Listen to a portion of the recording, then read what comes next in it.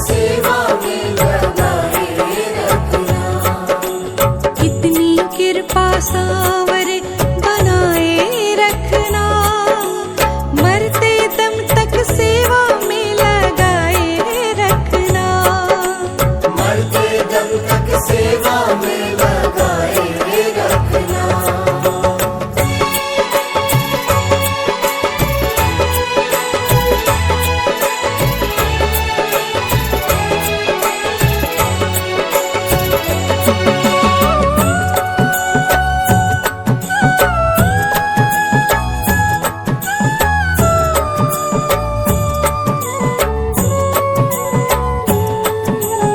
मैं तेरा तू मेरा बाबा, तू राजी मैं राजी। तू राजी मैं राजी बाबा, तू राजी मैं राजी। तेरे नाम पे लिख दी मैंने इस जीवन की बाजी। इस जीवन की बाजी बाबा, इस जीवन की बाजी। लाज तुम्हारे हाथ है बचाए रखना, लाज तुम्हारे हाथ है बचाए रखना। मरते दम तक सेवा में लगाए रखना। मरते दम तक सेवा में लगाए रखना। इतनी कृपा सांवरे बनाए रखना, मरते दम तक सेवा में लगाए रखना। मरते दम तक सेवा में लगाए रखना।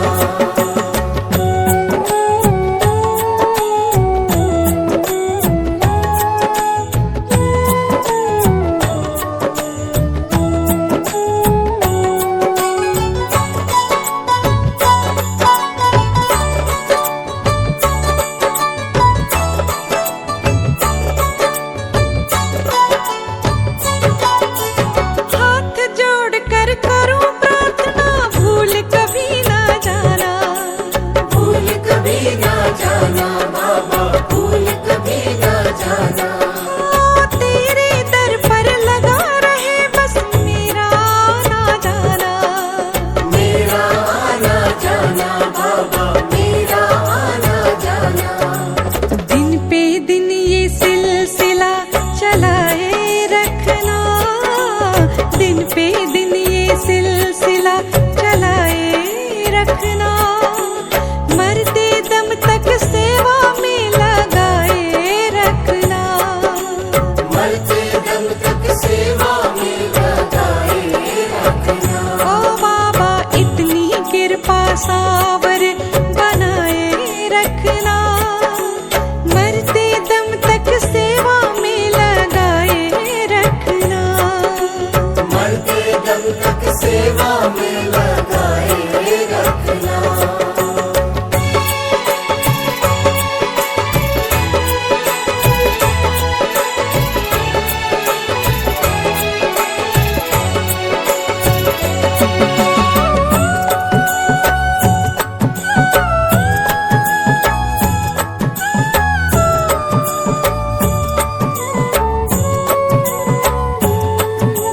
तेरे प्रेमियों में मन लगता और कहीं ना लागे। और कहीं ना लागे ये मन, और कहीं ना लागे। सब कुछ फीका फीका लागे तेरे द्वार के आगे। तेरे द्वार के आगे बाबा, तेरे द्वार के आगे। भक्ति की इस भूख को जगाए रखना, भक्ति की इस भूख को जगाए रखना। मरते दम तक सेवा में लगाए रखना।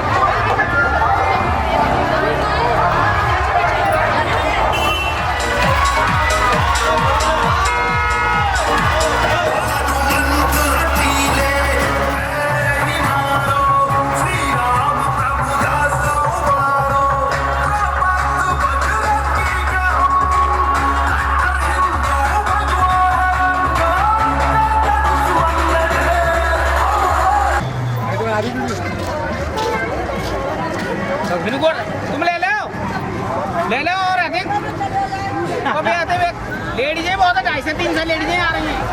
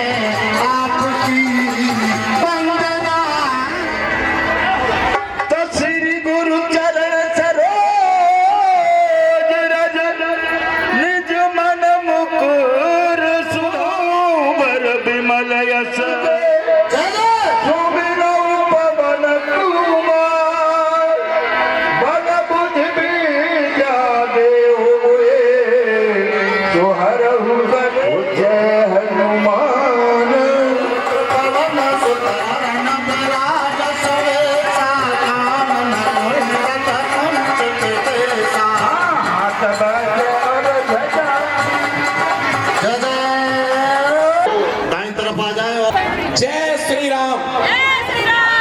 आप सभी से अनुरोध है और कि माताएं बहनें यहाँ दाईं ओर मंच पर बैठा आ जाएं, उधर दाईं ओर माताएं बहनें बैठेंगी तो इधर आप आ जाएं।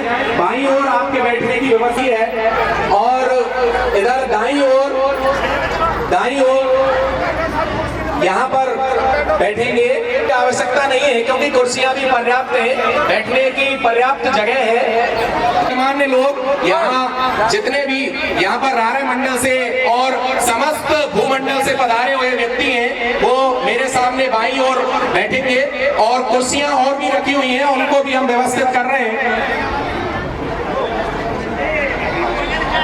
मैं कार्यकर्ताओं से भी अनुरोध करना चाहूंगा कि वो भीतर से भी कुर्सियां निकालकर और इधर सेट कर दें जिससे कि सभी को बैठने के लिए पर्याप्त स्थान मिल सके। मैं कार्यकर्ताओं से भी अनुरोध करना चाहूंगा।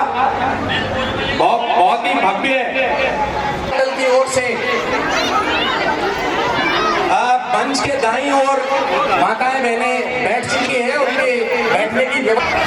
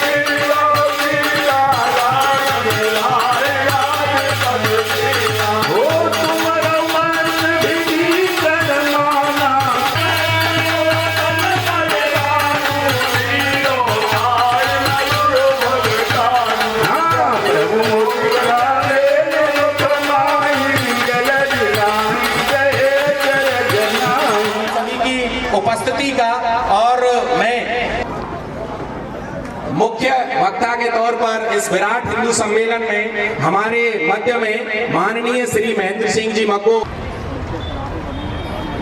मैं मंचा रहूंगा मंचासीन हस्तियों के परिचय के लिए कि वो श्रीमान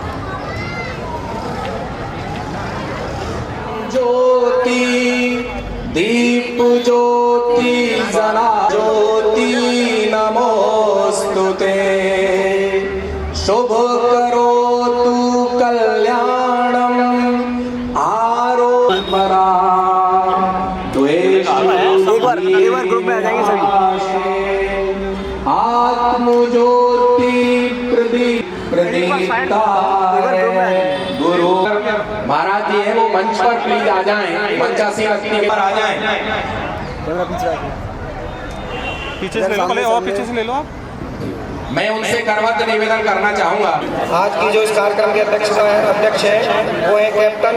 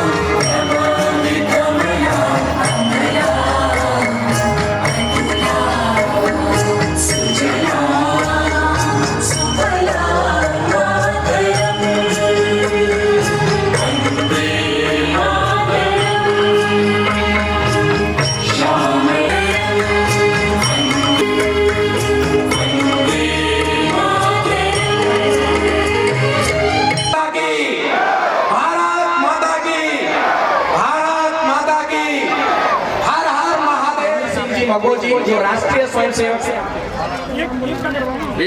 श्री मांगे सरपंच साहब यहाँ पर इधर सामने लीजिए कि वो मंच पर आए प्लीज।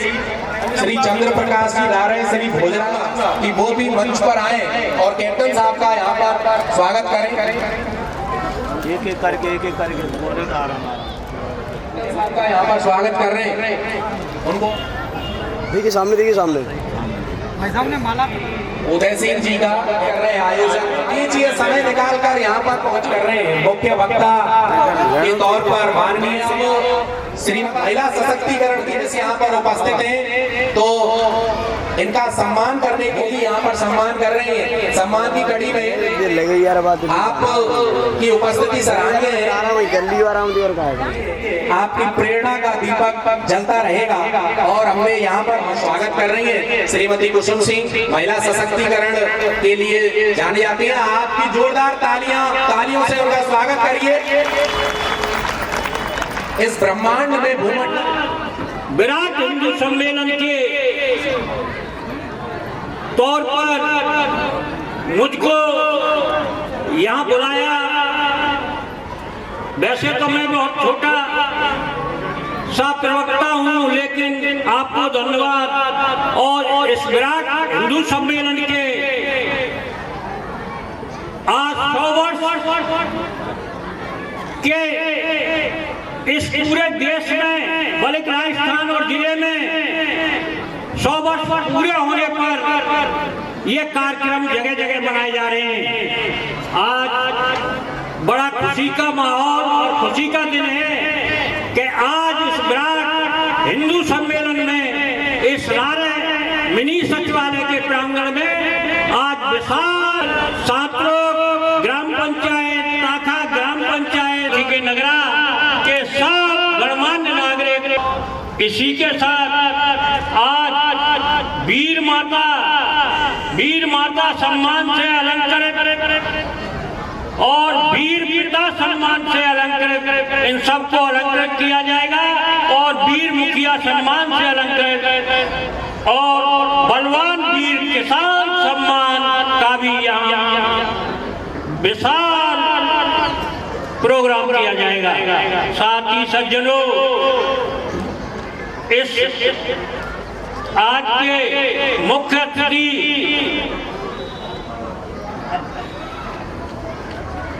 गले वाले हनुमान जी महाराज के यहाँ विराजमान है।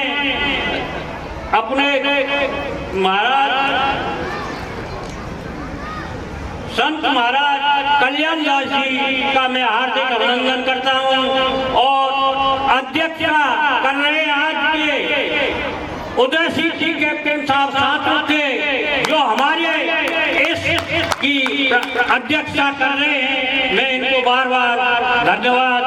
और इसी कड़ी में आज प्रांत के हमारे रहने वाले भरतपुर के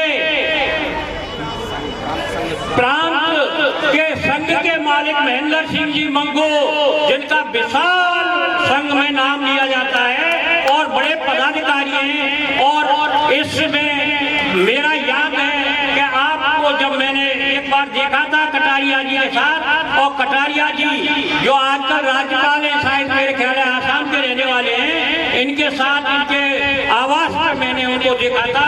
आप संगठन में बड़े अच्छे पदाधिकारी हैं, आपका धन्यवाद, आपका अभिनंदन और वंदन करते हैं इस रारे मिनी सचिवालय में। साथ ही महिला प्रतिनिधि श्री कुसुम सिंह जी और शिक्षा से जुड़ी हुई अपनी ब्रिजेश कुमार जी, इन सबका मैं अभिनंदन कड़ी में जोड़ता है। इसी मजबूत किया जाए और किसी जातिवाद का कोई भी भेदभाव नहीं करना चाहिए। धन्यवाद। जय हिंद, जय भारत। ये हमको हमारा कर्तव्य बनता है। इस तरह से नहीं, एक एक बातों में हमको समझना पड़ेगा। श्रेष्ठ नागरिक होने के नाते हम सबकी जिम्मेदारियां क्या हैं, हमको आज समझने की आवश्यकता है। एक श्रेष्ठ नागरिक होने के नाते श्रेष्ठ समाज निर्मित होगा, और जब श्रेष्ठ समाज होगा तो श्रेष्ठ राष्ट्र। रखी हमारी माताएं बहनें यहाँ पर बैठी हुई हैं, प्रसादी कार्यक्रम चल रहा है। अभी सांस्कृतिक प्रोग्राम आने तक मैं आपको बता दूं, और मैं मुख्य वक्ता श्री उनका भी ध्यान आकर्षित करना चाहूंगा कि उन्होंने विदेशी संस्कृति और देशी संस्कृति के ऊपर मैं उनका हमने प्रिया से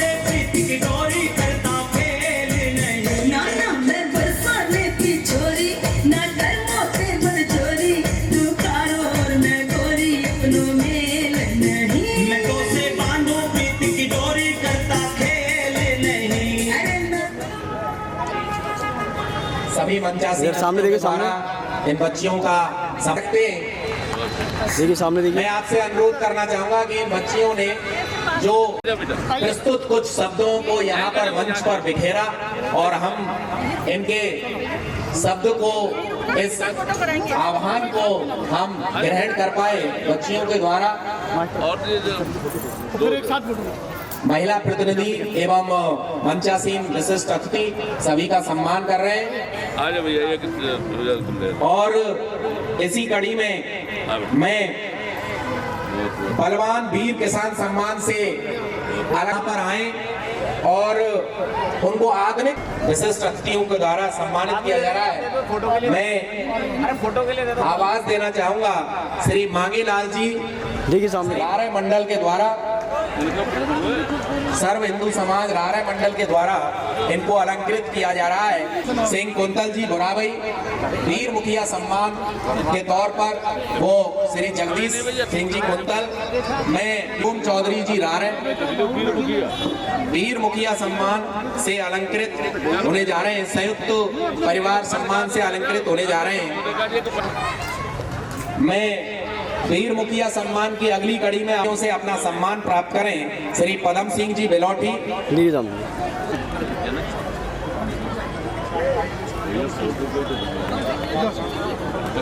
श्री भगवान सिंह सर्व हिंदू समाज रारे मंडल के द्वारा, श्री विनोद कुमार जी सनौप स्वर्गीय जगबीर जियों से सम्मान प्राप्त करें।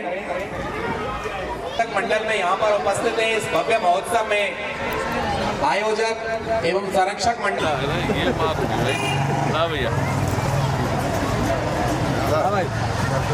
मैं आयोजन समिति में से ही गांव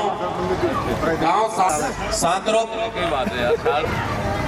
नगला बगैया से भी भैया सबसे बड़ा काम तो देखो आप लोगों का ये जो हमें ताका से भी मैं बुलाना चाहूंगा, गांव ताका से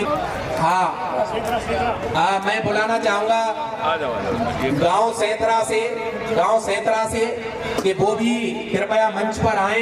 ये कार्यक्रम है ही, लेकिन सहदेव जी मार साहब जो संचालक हैं, इन्होंने इस कमीशन को, इस विराट हिंदू सम्मेलन का आयोजन करके और इसको बड़े ऊंचाई पर ले जाकर इन्होंने जो काम किया है उसके लिए हमारी रारे मंडल की जनता आपको वंदन और अभिनंदन और आभार प्रकट करती है। और जितने भी अपने मंडल के लोग हैं वो सभी क्या नाम है इस कार्यक्रम के सहभागी हैं। धन्यवाद। जय हिंद, जय भारत। बहुत बहुत धन्यवाद, आभारी हैं हम। और रारे मंडल जितने भी सर्व समाज हिंदू समाज रारे मंडल में जितने भी गांव यहाँ पर आते हैं उनके आयोजक मंडल और संरक्षक मंडल का यहाँ पर स्वागत और सम्मान किया जा रहा है। इस व्यवस्था को हमें देखने पर इतना भव्य महोत्सव यहाँ पर आयोजित हुआ, मुझे भी यहाँ पर बोलने का मौका मिला, इसका भी मैं बहुत बहुत आभारी आप सभी का। केशव देव जी यहाँ पर सेनावली से आते हैं, केशव देव जी सेनावली से आते हैं। मैं उनसे भी आग्रह करना चाहूँ, श्री कृष्ण राधा मीरा और राम और सीता के प्रेम का पर्यायवाची है। हम पंचासीन अतिथियों रारे मंडल में जितने भी यहाँ पर गांव सर्व हिंदू समाज रारे मंडल में आते हैं, ताखा नगला, यहाँ पर पूरे आयोजक मंडल एवं संरक्षक मंडल का स्वागत किया जा रहा है। बहुत बहुत धन्यवाद। यहाँ पर सम्मानित हो रहे हैं। मैं आप सभी की उपस्थिति का वंदन करता हूँ, प्रणाम करता हूँ। सभी का हम आभारी हैं। आयोजक मंडल में श्री अजीत सिंह जी संचालन किया है आदरणीय सहदेव जी का। मैं माननीय हमारे प्रांत आज हमारे प्रांत के संचालक जी ने आज सम्मान किया है और वो यहाँ पे रारे में पधारे। हमारा बड़ा सौभाग्य है कि आपका मार्गदर्शन और अपाथी आपका मेरा बहुत बहुत धन्यवाद, साधुवाद आपके लिए। नमस्कार। मैं भी आपको धन्यवाद। रोहन दादा एक हम देते हैं, रोहन जी। हाँ, इनके सरदार जी आ जाओ, बच्चे जो रहेगी सभी आ जाए एक बार गाँव।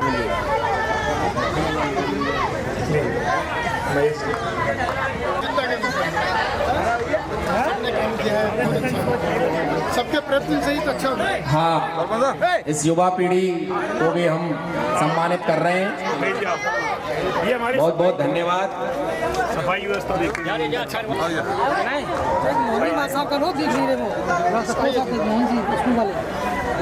मैं आग्रह करना चाहूँगा श्री मोहन सिंह जी से, वो आ जाएं प्लीज, कृपया करके। उनकी उपस्थिति शुरू से लेकर अंतिम तक वंदनीय है। मैं बहुत ही सरल व्यक्तित्व से जाने जाते हैं।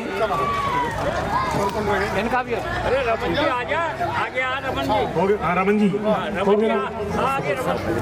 ग्रुप बनवाऊंगा, 1 मिनट को। सोहन सिंह जी सेना पुल बना रही थी, राम सेतु बना रही थी। उस गिलहरी ने सभी वानर सेना को देखा कि वो समुद्र में पत्थर डाल रहे हैं, राम लिखकर पत्थर डाल रहे हैं और वो पत्थर तैर रहा है और राम सेतु का निर्माण हो रहा है। वो पेड़ से उतरकर आई, समुद्र के पानी में गई और वहां पानी में डुबकी लगाई। मैं अपना योगदान दे रही हूँ, मैं पुल बना रही हूँ।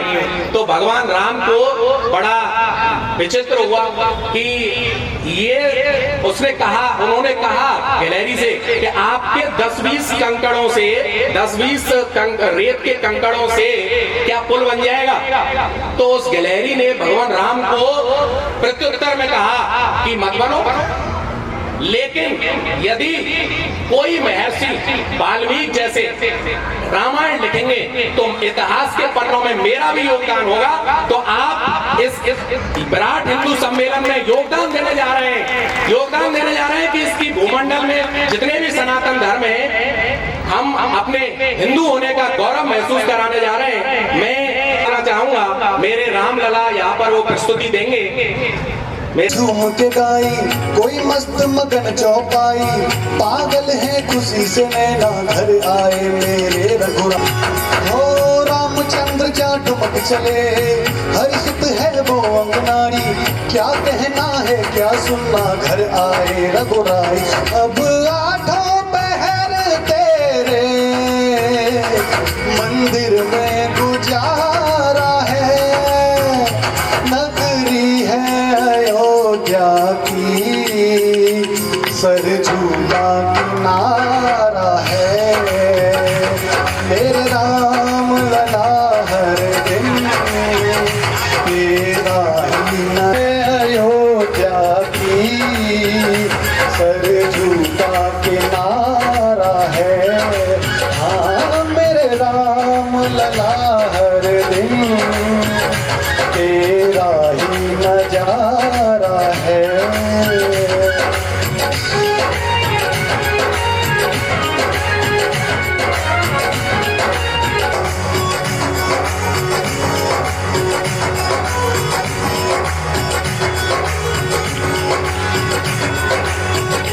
मछली बहे नाद बिन तेरे हम ऐसे जीते हो, आज बाबरा तो होना बनता है प्रभु, बन गए हैं फूल सारे दर्द जो सहे।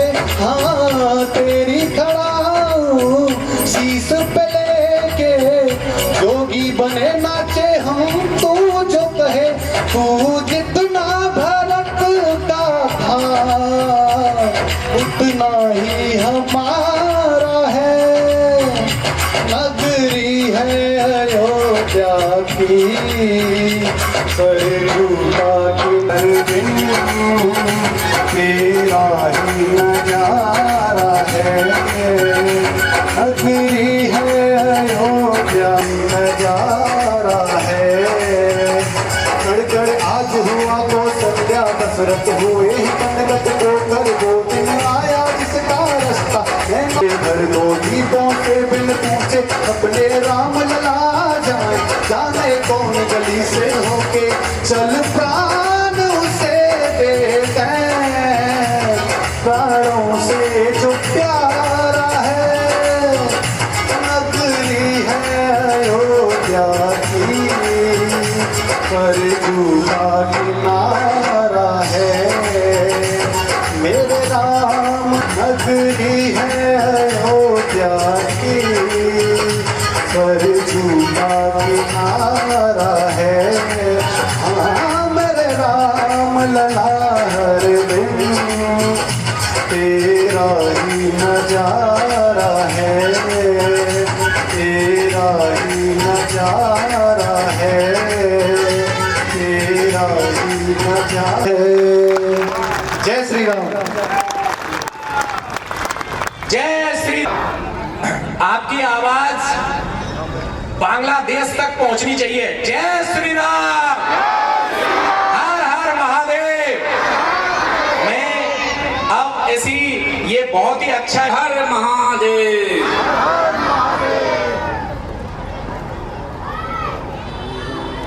सभी लोगों को आसीना पंडित हैं और कोई इधर उधर कोई जाति पाति नहीं, कोई संपर्क नहीं।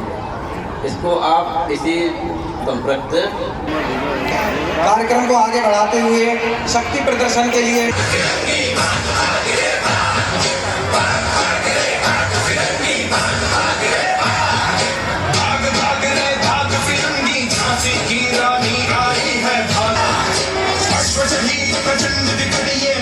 लक्ष्मी बाई है आई है।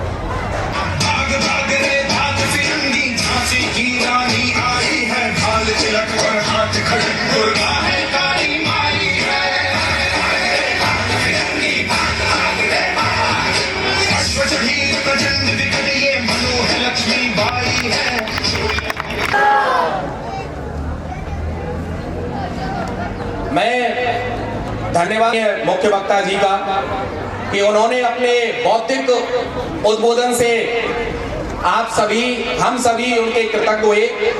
उन्होंने विदेश से भी रखी जो विदेशी संस्कृति भी है, उनको देसी संस्कृति में कैसे ढाला जाए वो बातें भी रखी। हमारी माताएं बहनें यहाँ पर बैठी हुई हैं। सांस्कृतिक कड़ी में मैं प्रिया और गुंजन को आवाज देना चाहूंगा।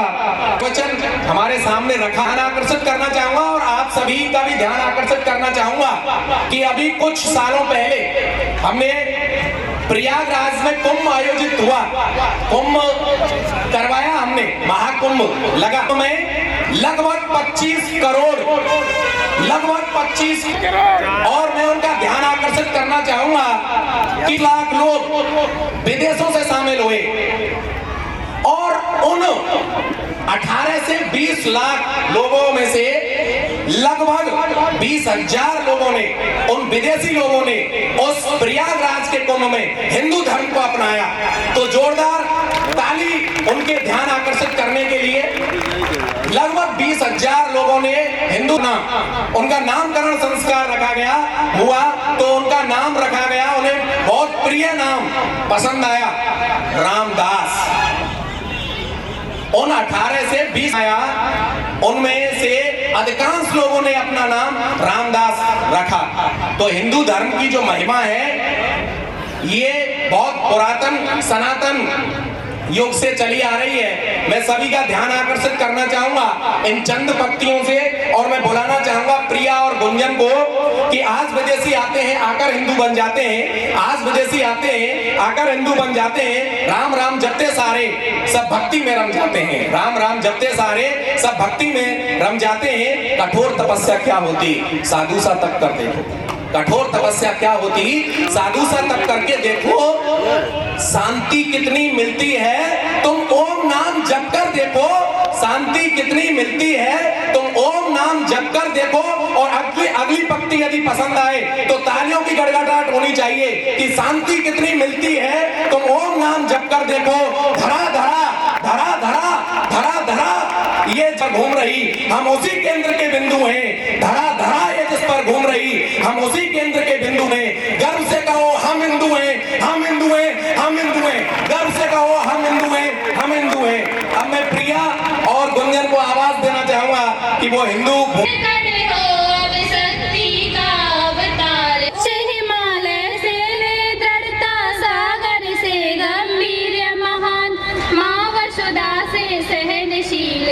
गंगा से शुभ शरीर ज्ञान देने को उत्साह अमित है, सर्वश्रेष्ठ इतिहास पुराण शुभ आशीष ईश्वर का अपनाए, अनुपम वैदिक ज्ञान आराधे दुज तेजों को कर दानव हाहाकार उठे, फिर मानव साकार उठे, जग जननी का जयकार उठे, जल थल से अंबर से हिंदू के जय जयकार उठे, जग जननी का जयकार उठे।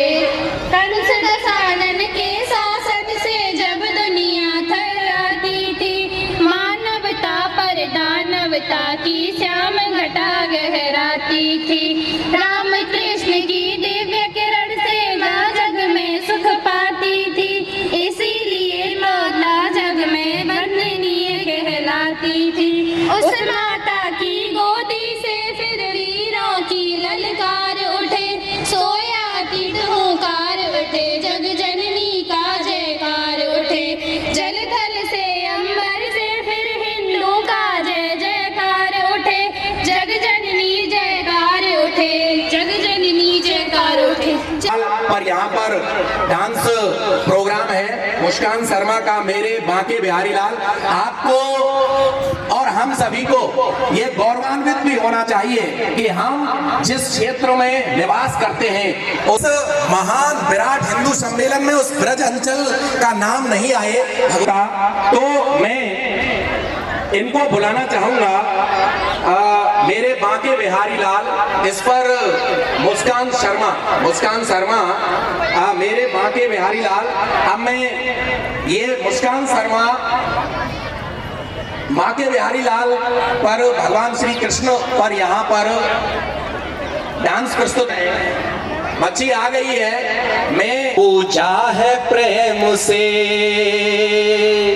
कि मीरा ने कृष्ण को पूजा है, चाहा है प्रेम से। दोनों का प्रेम का आप अंतर समझिए। बच्ची बांके बिहारी लाल पे डांस करने जा रही है, दोनों के अंतर आप प्रेम के अंतर समझिए कि मीरा ने कृष्ण को पूजा है प्रेम से, राधा ने कृष्ण को चाहा है प्रेम से, ऐसे ही प्रेम से हमें संवारा है आपने, इंसान को इंसान बनाया है आपने। स्वागत है मुस्कान शर्मा। बिहारी लाल तुम इतना मत करियो श्रृंगार, नजर लग जाएगी, नजर लग जाएगी मेरे बांके बिहारी लाल।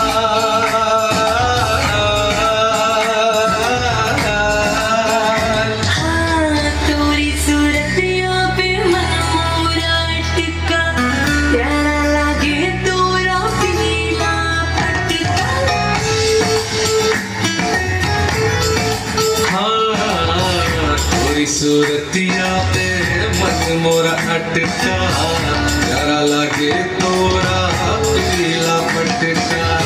चोरी सूरतिया पे मन मोरा अटका, प्यारा लागे तोरा पीला। तोरी टेढ़ी मेढ़ी चाल, तोरी टेढ़ी मेढ़ी चाल, तुम इतना ना करियो शिकार, नजर लग जाएगी, नजर लग जाएगी मेरे माथे बिहारी का।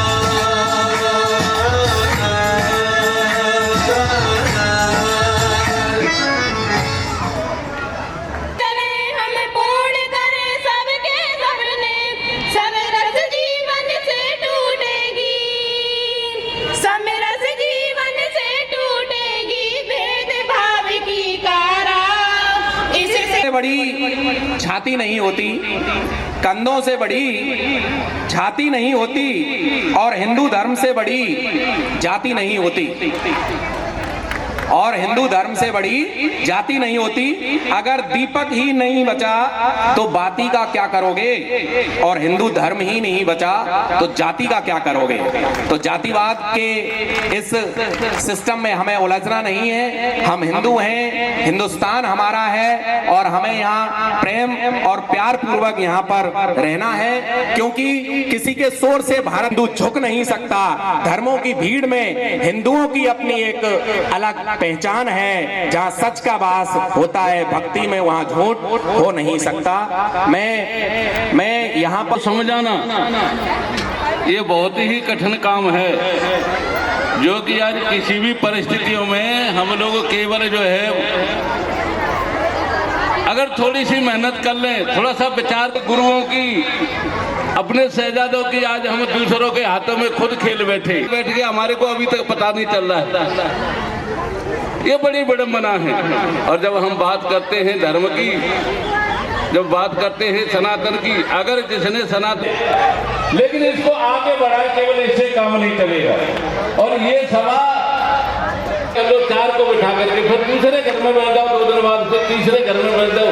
अगर ये स्वामी विवेकानंद गए थे वहाँ शिकागो में, एक मैम ने बोला, यानी हमारे चरित्र से हमारी पहचान होती है, कपड़ों से नहीं। अगर किसी दिन मौका मिलेगा तो वैसे तो आजकल बहुत कथाएं हो रही हैं, जगह जगह सत्संग भी हो। पापा मोक्षामि मा सुते, विचार करना कितनी ऊंची कोटि की बात है कि सर्वधर्मों का त्याग। सिंह जी मग्गो यहाँ पर उपस्थित हैं हमारे बीच, इनका बौद्धिक उद्बोधन हमें सुनने को मिलेगा। मैं उनसे आह्वान करूंगा कि बोल। भारत माता की, भारत माता की, वंदे वंदे। आज के इस विराट हिंदू सम्मेलन में मन बहन कुसुम, वास्तव में मेरा जो कार्य है, जो मुझे कुछ कहना था, वो बहन कुसुम ने बहुत अच्छे से आपको कहा, तो मेरा काफी काम उन्होंने पूरा कर दिया। ये वास्तव में ये कार्यक्रम या उत्सव जैसा ये सम्मेलन नहीं है। यह सम्मेलन आज आत्ममंथन का है।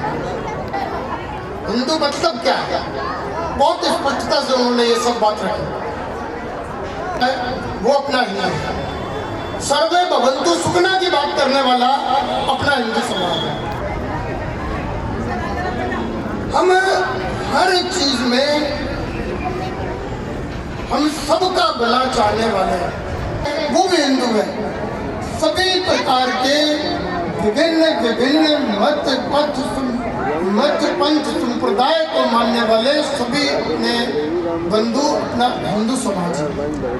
उनको सोने की चिड़िया कहते थे, परंतु ऐसे कौन सी बातें हो गई, ऐसी कौन सी वाला समाज, सोने की चिड़िया खिलाने वाला समाज, उस पर बरसों तक पहले मुगलों ने अपना साम्राज्य स्थापित किया, उसके बाद फिर अंग्रेजों ने हम पर राज किया। ऐसी कौन सी बात थी, कौन सी बात थी? और वो एक ही बात मेरे को नजर आती है कि हम वास्तव में हिंदू नाते एक लिए हम बट गए। हम में से कोई कुछ हो गया, कोई कुछ हो गया, कोई हम में से ये ब्राह्मण है, ये वैश्य है, ये जैन है, ये बौद्ध है, ये सिख है, ये जाटव है, ये कोली है, ये सैन है, तमाम प्रकार की हम बातें करने लग गए। तो फिर हम एक ना रहे, इस करके स्वतंत्र ना रहे, तो ऐसे। और उन्हीं में से एक अपने डॉक्टर हिटलर, जब डॉक्टर हिटलर जी जो बचपन से राष्ट्रभक्त थे, एक बार की बात है, सुखोत्सव था, तो उसमें मिठाई बांट रहे थे, तो उन्होंने मिठाई लेके वो फेंक दी। उन्होंने कहा जो हम पर राज कर रहे हैं, जिन्होंने हमको गुलाम बना रखा है, हम उसके जन्म पर कैसे मिठाई ग्रहण कर सकते हैं, हम कैसे प्रसन्नता व्यक्त कर सकते हैं। यह उनकी सोच थी, कल्पना थी। वो अपने 2-3 बार उनको जेल भी, स्वतंत्रता संग्राम के आंदोलन में 2-3 बार उनको जेल भी जाना पड़ा, लेकिन उनका एक विशेष कल्पना उनके मस्तिष्क में थी। उन्होंने कहा, उन्होंने समझा उस परिस्थिति को कि हम जिस तरीके स्वतंत्रता का आंदोलन कर रहे हैं, ये निश्चित रूप से हम इस गुलामी से मुक्त होने वाले हैं, ये निश्चित है। ऐसा उनका पूरा विश्वास था। परंतु उनके मन में एक कल्पना और थी कि हम यदि उस गुलामी से मुक्त हो भी गए, तो यह क्या गारंटी है कि हम आने वाले समय में फिर हम कमजोर ना पड़ेंगे, ये क्या गारंटी है। तो उनके मन में एक ही कल्पना थी, इस सब से सुरक्षा करने के लिए, इस सब से सुरक्षित होने के लिए एक ही उनके मन में था कि हम हिंदुत्व का काम करें, हम हिंदू संगठन में हम एक होने का काम करें, हम जुड़ने का प्रयास करें। हम जो बिखरे हैं, इन सबको एक करने का काम करेंगे, तो हमारा भारतवर्ष सदैव सुरक्षित रहेगा। तो उन्होंने, हम में से बहुत लोग जानते हैं संघ को, जिसको RSS से जनशक्ति को एक स्थान पर लाए, सबको एक करने का काम संघ ने किया। चाहे हमको जान हो, चाहे वो बहन ने बताया अभी कि राम से हो, या फिर अनुच्छेद जो 370 जिसके लिए हमारे भारत के 2 संविधान, और वो सब किससे हुआ, मुझे संतों का आशीर्वाद और सज्जन शक्ति के संग्रह होने से, एक होने से ये सब काम।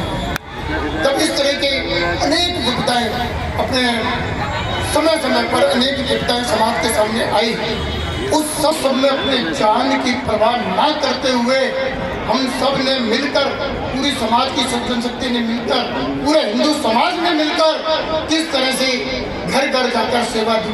जहाँ जिसको किसी भोजन की आवश्यकता थी तो वहाँ भोजन की व्यवस्था की, किसी को दवाइयों की और काढ़े की आवश्यकता थी तो वो सब व्यवस्था समाज पहले इनको कवरेज कर लूँ। हमारे लिए वास्तव में अपनी जो संस्कृति है यही ऐसा, हमें है ही नहीं ऐसी, हमारा जो स्वभाव है वो इसी प्रकार का ही है। परंतु कुछ दुष्टों ने हम ऐसे ना रहे, हम एक होकर ना रहे, तो ऐसे दुष्टों ने कुछ भ्रम जाल भी फेंका है। आज हम खूब जाने कि एक तरफ तो 4 पत्नियां और 10 बच्चे की तरफ ये विमर्श स्थापित किया कि हम 2 हमारे 2, और यहीं तक नहीं रुके। उन्होंने कहा हम 2 हमारा 1, 2 को कौन पालेगा, ये विमर्श स्थापित किया। क्यों? कि सिर्फ एक ही कारण कि हम कैसे कमजोर हों, हम कैसे दुर्बल हों। आज पांडव के लाए, जब गुरु गोविंद सिंह जी के 4 बच्चे थे, 4 साहबजादे के लाए, और 2 उसमें धर्म और 2 धर्म के खातिर दीवार में चले गए और उनकी साधन। तो हम कल्पना करो, जब इधर उधर नहीं जाए, वो अपने सामाजिक काम में निकले नहीं, क्योंकि वो एक ही भैया कोई बात नहीं हो जाए, ये सब उसके मन में एक भावना आती है। हम यदि हमारे 4 या 5 होंगे तो हम अपने विचार रखेंगे कि एक हमारे कारोबार को जो वर्तमान में है उसका संभालेगा, एक कोई नौकरी पेशा में जाएगा तो उसको संभालेगा, एक हमारी खेती बाड़ी को संभालेगा, और एक हम देश के लिए कि वो धन्य है जो एक होने के बावजूद भी उस सेना में भेजते हैं। परंतु विचार कीजिए कि जब एक होगा तो हमारे मन में किस तरह से क्या भाव आएगा, तो फिर समाज का और धर्म का काम करने वाला कौन बनेगा, कौन समझिए करेगा। ऐसी माता बहना वो धन्य है जिन्होंने समाज के लिए अपने बालकों को अपने पूरा उनका, ऐसे अनेकानेक हजारों की संख्या में ऐसे कार्यकर्ता अपने संघ के अंदर हैं। तो मैं उन माता बहनों का अभिनंदन करता हूं जिन्होंने ऐसे बालक संघ के कार्यकर्ता के रूप में अपने को दिए हैं। ऐसे जो कार्यकर्ता उनको हम सब में से काफी लोग जानते होंगे, उनको हम संघ प्रचारक के नाते कहते हैं। जब हमारा एक ही होगा तो वह कौन संघ प्रचारक बनेगा, जब एक ही होगा तो ये कौन पूजा संत कौन बनेगा, ये कौन अपने समाज को दिशा देने वाला काम करेगा, ये हमको ध्यान में देकर कर सकते हैं। फिर सब यहीं तक ही नहीं रुके, इस जनसंख्या संतुलन यहीं तक ही नहीं रुका, फिर हमें से कुछ हो भी गए तो उनको भी भ्रम जाल में फैलाकर, जैसा हमारी बहन ने बताया कि किस तरह से हमारे जो गरीब भाई बहन हैं उसके बीच में विमर्श स्थापित किया कि भैया देख वो तो स्वर्ण है, वो दलित है, वो उसमें जाते हैं वो, और वो जाकर उसको भ्रम जाल में फैलाकर उनको धर्मांतरित करने का काम करते हैं। उनको धर्मांतरित करने का जब काम करते हैं तो आप ये हमारा भाई ही धर्मांतरित होकर और वापिस वो उनका टूल बनता है, और वो जब टूल बनकर वो फिर हमारे बीच में आकर और वो हमारे भाइयों को फिर बरगलाने का काम हमारा भाई के द्वारा ही करवाते हैं। और दूसरी तरफ हम सबको ध्यान में होगा, जब धर्मांतरण का विषय जब औरंगजेब के समय में आया था तो गुरु तेग बहादुर जी ने अपनी शहादत किसके लिए दी थी, हम सबके ध्यान में आया होगा। पर आज अफसोस इतना कुछ होने के बावजूद भी उस पंजाब की धरती पर से कोई धर्मांतरित करने की किसी की हिम्मत नहीं थी, और आज वहाँ के बंधु धर्मांतरित हो रहे हैं, कोई ईसाई बन रहा है, कोई मुस्लिम। इस तरह से हमको कमजोर काम करने का चल रहा है। परंतु इस सब का समाधान मैंने पहले ही कहा कि ये कोई कार्यक्रम या उत्सव के लिए हम नहीं आए हैं, ये हम आत्ममंथन के लिए आए हैं। अगर हमारा भाई धर्मांतरित होता है तो इसके लिए कौन है दोषी, कौन है जिम्मेदार, हमारा क्या दायित्व बनता है। ये हमारी गलती से, हमारी भूल से ही हमसे पाप हुआ है कि हमने अपने भाई को भाई ना समझा। हमने जो हमारे भाई जो बस्तियों में रहते हैं, जो झोपड़ियों में झुग्गियों में रहते हैं, कितना अच्छा हो, हम सब एक जिम्मेदारी आ चुकी है।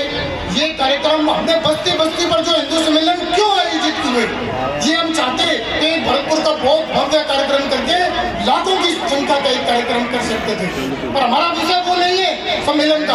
हमारा विषय कि आज हम आत्मचिंतन करें, हम मंथन करें कि हम उन समस्याओं के बारे में विचार करें कि समाज के अंदर क्या समस्या है और उनका समाधान देने का कार्य हम कैसे कर सकते हैं।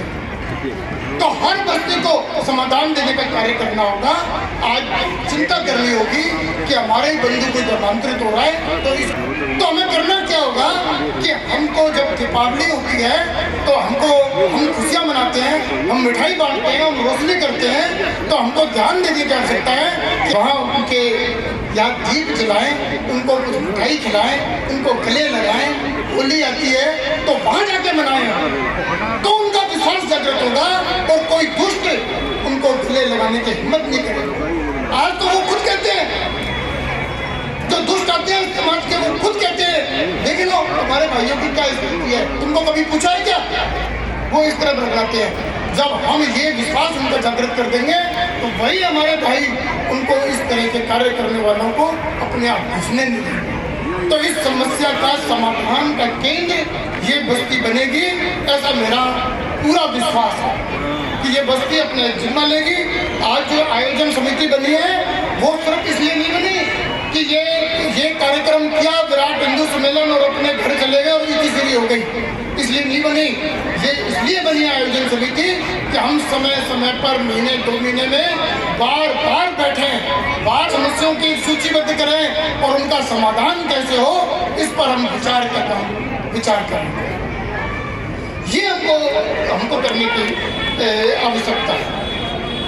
आज हमसे कुछ पाप भी हुए, हमसे जो सबसे बड़ा जो पाप हुआ है मुझे हमने हमारे जो अनेक महापुरुष हुए हैं उन सब ने किसके लिए काम किया? सिर्फ और सिर्फ मानवता के लिए काम किया। परंतु हमने क्या पाप किया कि हमने उन्हें कोई बांटने का काम किया। आज परशुराम जी महाराज हैं तो परशुराम जयंती जब निकलती है तो उसको कौन करता है? उसका आयोजन वो ब्राह्मण समाज करता है।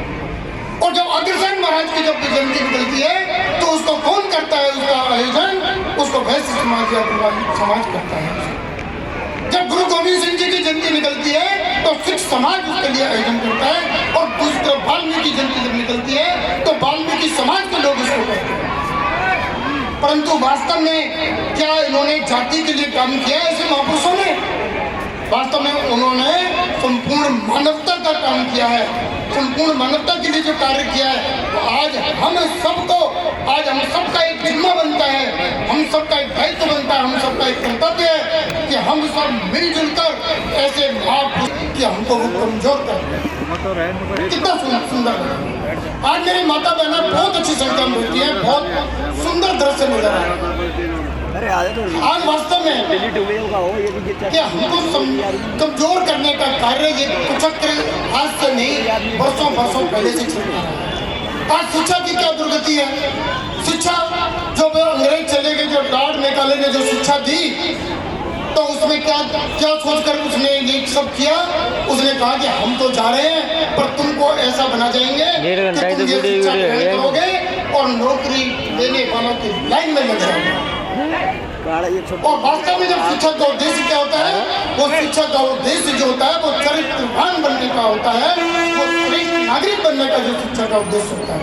परंतु आज हमारी शिक्षा का उद्देश्य क्या? तो फिर क्या होगा? जब सब नौकरी लेने वाले लगेंगे तो फिर क्या होगा? तो हमारे जो तमाम प्रकार के जो परंपरागत उद्योग थे, हमारे तमाम प्रकार के जो उद्योग धंधे थे, इन पर हमने अपना दिमाग लगाना, मस्तिष्क लगाना बंद कर दिया। क्यों बंद कर दिया? तो हमको ये लगा कि अच्छे रिश्ते होंगे तो नौकरी वाला होगा तो अच्छे रिश्ते होंगे। क्यों? अगर मान लो वो नौकरी देने वाला होगा तो क्या अच्छे रिश्ते नहीं होंगे? तो देने वाले बने, अच्छे उद्योगपति बने, हम स्वावलंबी बने, तो स्वावलंबी बनेंगे तो निश्चित रूप से एक समृद्ध समाज आगे चिंता करने का। आज संस्कारों की कमी दिखती है, हम बात करते हैं बार बार कि संस्कारों में ये कमी है। माता बहना बहुत अच्छी संख्या में बैठी है, मैं निवेदन करना चाहता हूँ कि संस्कारों की यदि कमी है वो विद्यालयों में जिस प्रकार की शिक्षा है कि विद्यालयों में तो पढ़ाया जाएगा अकबर द ग्रेट, ये पढ़ाया जाएगा, उस सबको छोड़िए। तो उस बालक को हम स्वयं ही माता या पिता बोलते हैं, जब भाई बोलता है कि बाय बाय टाटा, जब हम ये सिखाते हैं, जब ये सिखाने का काम करेंगे तो कहाँ से संस्कार आएंगे? हम ये भी तो सिखा सकते हैं। उस बालक कहते हैं कि अपने मंदिर में जाओ, अपना जो इष्ट है उसके समुच, अपनी सरस्वती माता है उसके समुच माथा टेक कर विद्यालय में पढ़ने जाएगा तो दिन भर उसके अंदर जो ऊर्जा होगी और जिस प्रकार की जो शिक्षा ग्रहण करेगा वैसा ही वो अपना निर्माण होगा। ये काम देने का काम कौन करेगा? ये हमारी माता बहनों से प्रारंभ करेंगे। आज जब हमको देखने में मिलता है कि जब हम जन्मदिन मनाते हैं तो क्या करते हैं? हम केक लाएंगे, चाकू छुरियां लाएंगे और मोमबत्ती लाएंगे और क्या करेंगे? उन चाकू छुरियों को चलाकर केक काटने का काम करेंगे और मोमबत्ती में हम क्या करेंगे? उसको जलाएंगे और बुझा देंगे। तो ध्यान करो मेरी माता बहनों, ध्यान करो बंधुओं कि हमारी जो भारतीय संस्कृति, हमारी जो सनातन संस्कृति है वो हमको क्या कहती है? सनातन संस्कृति हमको कहती है देंगे तो वो बड़ा होकर उसको क्या बनेगा? तो उसको बनाने वाले भी तो, उसके दोषी भी तो हम ही तो हैं। तो हमको अपने आज आत्ममंथन करना होगा, ये सब बातें ठीक करनी होंगी कितना अच्छा होगा यदि बालक 11 वर्ष का हो रहा है, हम अपने इष्ट के सम्मुख उस बालक को बिठाएं, उसमें पूजा अर्चना करें और 10 छोटे दीपक जो व्यतीत हो चुके वो करें और एक बड़ा दीपक जलाकर उसको उस वर्ष के लिए उसको शुभकामना देने का काम करें, तो कितने अच्छे संस्कार मिलेंगे, कितना सुंदर वातावरण मिलेगा। तो ये ध्यान कौन देगा? हमारी बहन ने अभी बताया। तो कुछ गिले शिकवे, कुछ परिवार में कुछ बातें होती हैं तो वो खिलाफ ठीक हो जाएंगे। हम तय कर लें कि जब हम भोजन करेंगे तो मोबाइल को हम एक तरफ रखेंगे, परंतु हो क्या रहा है कि इधर तो हम भोजन कर रहे हैं, टीवी चल रहा है, मोबाइल चल रहा है, और बालक यदि भोजन भी कर रहा है उसको कोई रोटी पूछने वाला नहीं है। क्यों? कि वो माता तो टीवी में लग रही है, वो माता मोबाइल में लग रही है, उसका ध्यान तो है बालक ने कितना खाया, उसने कितना खाया, उसको कोई किसी को ध्यान नहीं है। तो हम आज तय कर सकते हैं, कुछ बातें हम आज संकल्पित हो सकते हैं कि हमने छोटी छोटी बातों का हमको ये भी चिंता करने की आवश्यकता है कि हमारे, मैंने अभी पहले जिक्र किया, हमारे ही बंधु उनको तोड़कर किस तरह से किया जा रहा है, उसका दोषी कौन है? तो हमको क्या चाहिए? हम हिंदू नाते सब एक, सबके अपने अपने काम हैं। कोई मान लो कोई अभावग्रस्त है तो उसके लिए हम किस तरह से सहयोग कर सकते हैं, किस तरह से सेवा काम कर सकते हैं, वो उसको गले लगाने का हम करें। आज गौ माता को हम पहली रोटी किसके लिए निकालते हैं?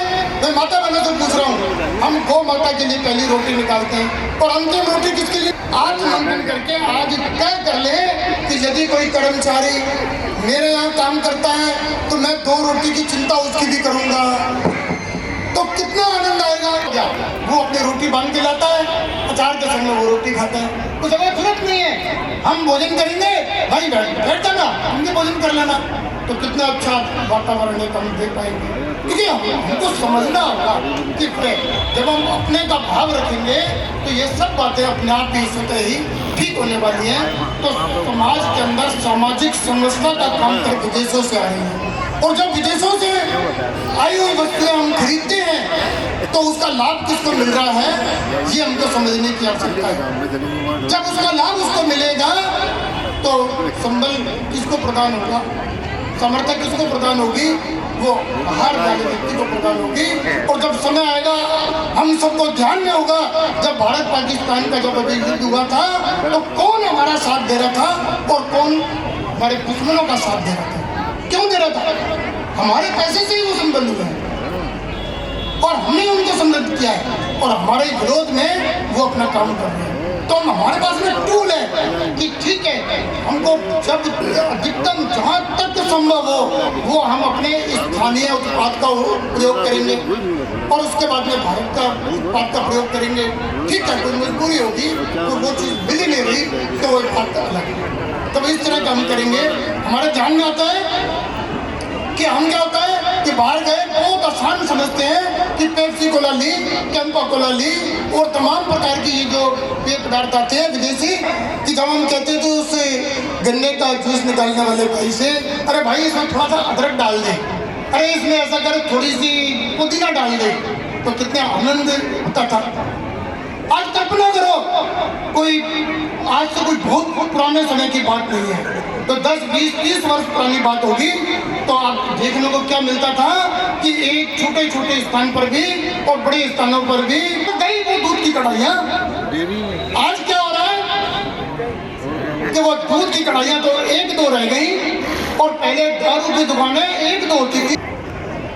तमाम प्रकार की दुकानें और जगह पर ये खुल गई और वहाँ लाइन लगती है। कौन है इसका दूसरा?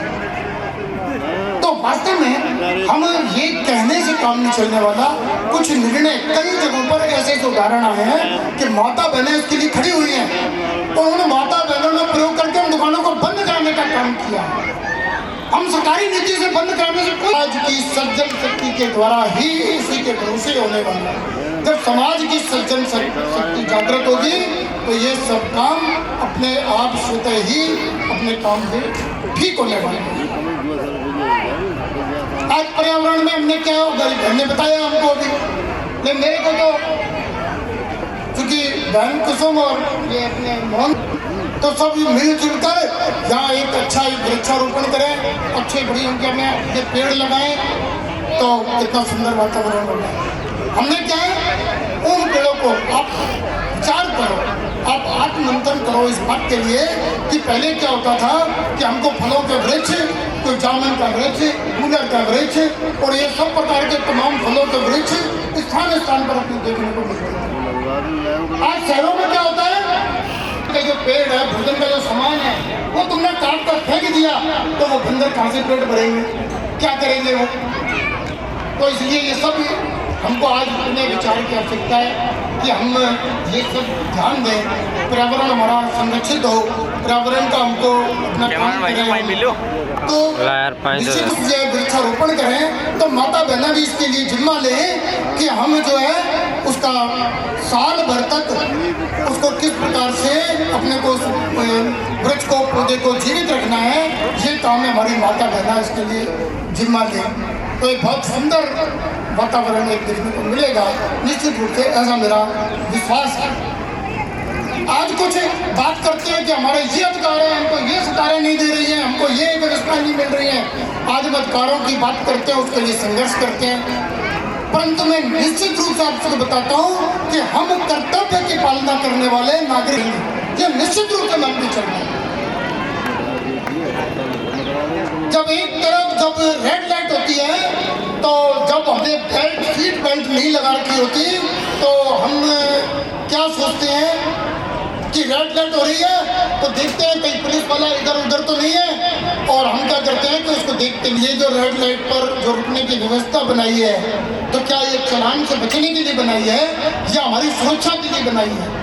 तो हमारा कर्तव्य बनता है कि जो व्यवस्था हमको मिली है, जो व्यवस्था दी है, वो हमारी सुरक्षा के लिए है, तो उसकी पालना करना भी हमारा कर्तव्य है, हमको हमारा कर्तव्य बनता है। इस तरह से नहीं एक एक बातों में हमको सुनाते हम सबकी जिम्मेदारियाँ क्या हैं, हमको आज समझने की आवश्यकता है।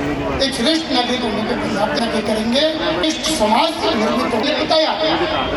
और मैंने भी कहा अपने उद्बोधन के प्रारंभ में कि हम कभी विश्व गुरु थे, हम विश्व गुरु थे, तो हम क्यों थे, आज नहीं है तो हम क्यों नहीं हैं। जब इस तरह की हम सब जो बातों का ध्यान रखेंगे, तो हम अपने नागरिक कर्तव्यों की पालना करेंगे, तो हम उन्हें विश्व गुरु का दर्जा प्राप्त करने वाले हैं, ऐसा मेरा एक विश्वास है।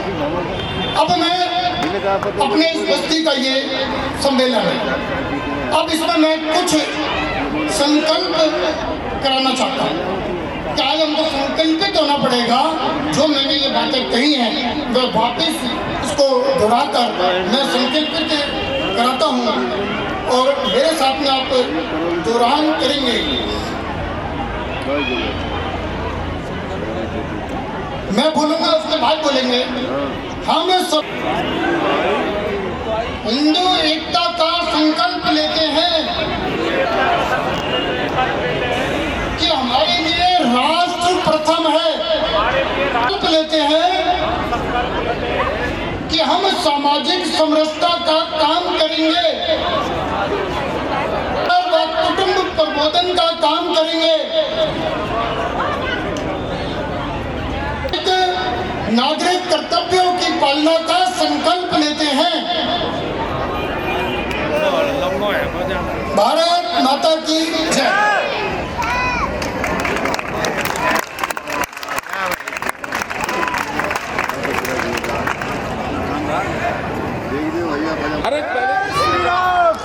नमो पार्वती पते, हर हर महादेव। सम्मानित मंच पर उपस्थित हमारे प्रांत के संघ चालक श्री महेंद्र सिंह मंगोजी भाई साहब, आप ही के समक्ष उपस्थित संत महाराज कल्याण दास जी महाराज, कार्यक्रम की अध्यक्षता कर रहे कैप्टन श्री उदयवीर जी, और मेरी छोटी बहन कार्यक्रम में समस्त जो रार है मंडल से आई हुई है, उन सभी को मैं नमन करती हूँ, प्रणाम करती हूँ कि आज आप सबकी उपस्थिति ने इस कार्यक्रम को इतना सुशोभित किया है। आज जिस कार्यक्रम में हम उपस्थित हुए हैं वो है हिंदू, सभी हिंदुओं का एक साथ आना। कौन है हिंदू? क्या कभी सोचा है कि हिंदू होता कौन है? किसी की कोई भाव आया हो कि हिंदू होता कौन है, तो जो मानना है हिंदू होता कौन है, जो इस धरती पर पैदा हुआ है, जिसने जन्म लिया है, वो जन्म से हिंदू ही है। क्योंकि अगर आपको और कुछ बनना है तो उसके लिए एक प्रोसेस करनी पड़ती है, प्रक्रिया करनी पड़ती है, जब वो उसका बनता है। लेकिन हिंदू है वो जन्म से हिंदू रहता है, जन्मांतर हिंदू रहता है, भले ही वो पूजा पाठ करता हो ना करता हो, लेकिन एक हिंदुत्व का विचार होता, जो मेन विचार है वो हमारा मानना होता है कि कण कण में ईश्वर व्याप्त है, हर कण में ईश्वर व्याप्त है, उस ईश्वर की सत्ता है। आज हम हर चीज में अगर ईश्वर देखते हैं तो हमारे व्यवहार में आता है, हम नम्र बनते हैं। पर कहते हैं कि जितनी हम में नम्रता होती है, क्योंकि हमारा विचार है, हम वो हैं कि सती को लें कि उसने अपने प्राणों की आहुति दे दी, सती से लेकर हम महिषासुर मर्दिनी तक का जो प्राप्त के लिए तैयार है। क्या हम में वो सतीत्व है? क्या हम में शत्रु विनाश है? हमारे परिवार से, जिस परिवार में हम रहते हैं, और परिवार की शुरुआत कहाँ से होती है? एक साथ चलते हैं, सारी जिंदगी एक साथ चलने का, धर्म आचरण करने का, उसका जब ये आगे संतति बढ़ती है, माता पिता होते हैं, एक पूरा कुटुंब होता है, वो होता है परिवार। और जो उसकी धुरी संभालती है वो होती है एक महिला। कहते हैं कि नारी तो नारायणी मनते तत्र देवता, लेकिन नारी को अगर देवी बनना है तो उसे धर्म आचरण करना ही होगा, अपनी आगे आने वाली संतति को तैयार करना होगा। तैयार कैसे करेंगे हम? जो हमारे पूर्वज हमें देकर गए हैं, हमें आस पड़ोस कैसा बनाए रखना है, परिवार में हमें कैसे बातचीत करनी है, उस सब को हमें अगली पीढ़ी को सौंपना ही होगा। हमें कैसे? जब हम स्वयं आचरण करेंगे। आज परिवार मोबाइल में लगे हुए, किसी से कोई मतलब नहीं। क्या हम इस तरह के हैं? हम इस तरह के कभी नहीं हैं और ना थे।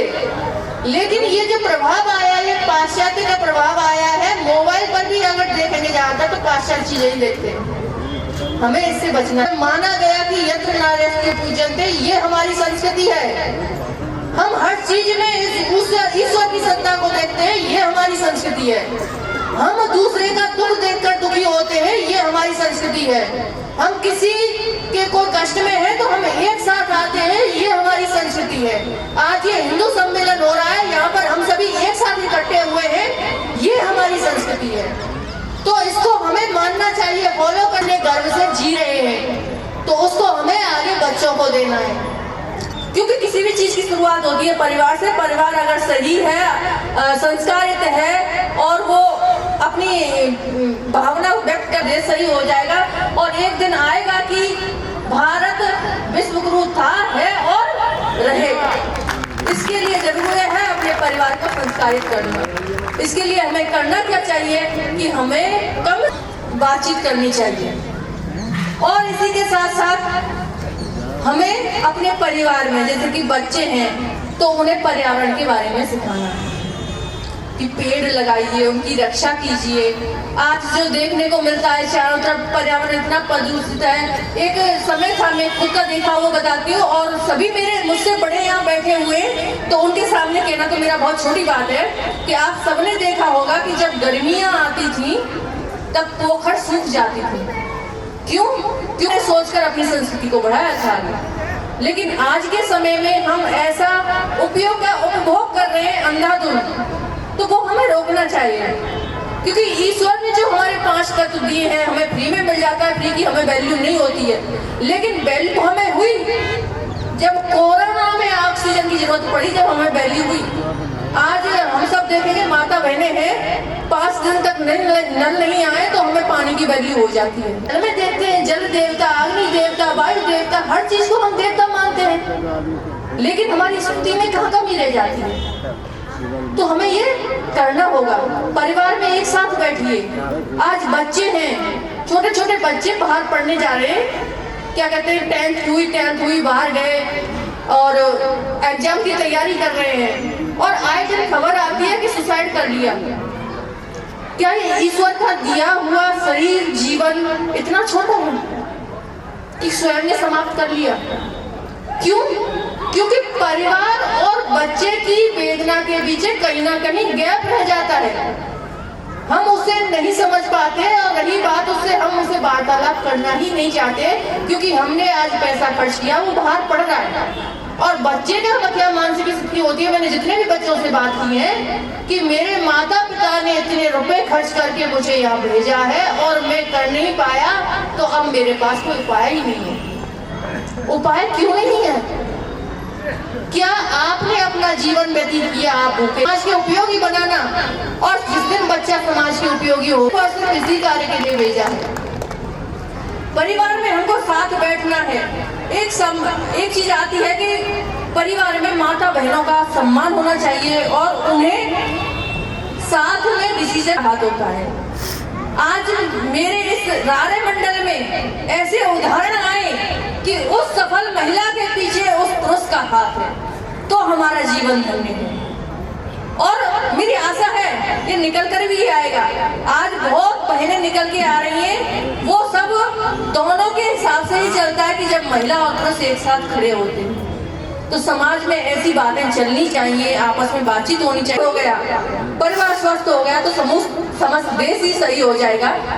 कहते हैं कि उदार चरित्र वाले होते हैं, उनके लिए तो समस्त जो धरती है वही कुटुंब है। कि अयम विजय प्ररोवेति गणना लघु चेत साम उदार चरिता नाम तो वसुदैव कुटुंब का।